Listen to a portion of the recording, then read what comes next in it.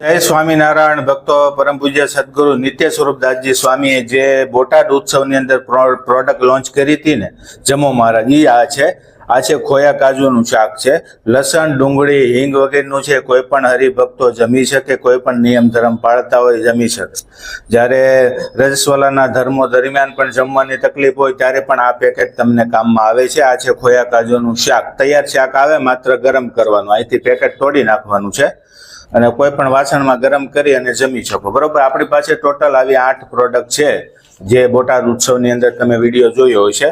તો આ છે મટર પનીરનું શાક છે. આ પણ તૈયાર શાક આવે. લસણ, ડુંગળી, હિંગ નથી. કોઈ પણ હરિભક્તો જમી શકે, વૈષ્ણવ ભક્તો જમી શકે, જૈન લોકો પણ જમી શકે. એટલે કોઈ પણ ભગવાનના ભક્તો બહાર પણ જવું હોય ને ફરવા માટે, તો પણ તમે આ પ્રોડક્ટ લઈને જઈ શકો છો. બરોબર છે.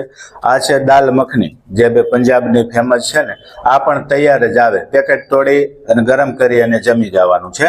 તો બધા ભક્તો ખાસ આના માટે વધારે માહિતી જોઈતી હોય ને તો મને વોટ્સઅપમાં મેસેજ મોકલજો, હું તમને મોકલી દઈશ. આ છે પનીર ટીકાનું શાક. જેવી રીતે હોટલની અંદર, રેસ્ટોરન્ટમાં જમતા હો, પણ આપણા હરિભક્તો માટે સ્પેશિયલ લસણ, ડુંગળી અને હિંગ વગેરેનું છે. બરોબર છે. એની સાથે સાથે આપણી પાસે છે વેજ બિરયાની. બાળકોને ખૂબ જ પસંદ આવે ને એવી વેજ બિરયાની છે. આ પણ એકદમ સ્વામિનારાયણ ભગવાનના ભક્તો માટેની પ્રોડક્ટ છે. ને આપણી પાસે છે આ સુરતી ઊંધિયું. સુરતી ઊંધિયું ખાવું હોય ને તો તમારે જન્માષ્ટમી, ઉત્તરાયણ મળે, પણ આપણી પાસે આખા વર્ષમાં ગમે ત્યારે મળે. આ પેકેટ તમે તારે ફ્રીજમાં પણ રાખવાનું નથી. બહાર પડ્યું રહે ને તો પણ એને કંઈ થતું નથી. નવી પેકેજિંગ ટેકનોલોજીના માધ્યમથી આ બનાવવામાં આવ્યું છે. એટલે સ્વામિનારાયણ ભગવાનના ભક્તો નિસંકોચપણે સંતોના હાથે જ ઉદ્ઘાટન થયેલું છે.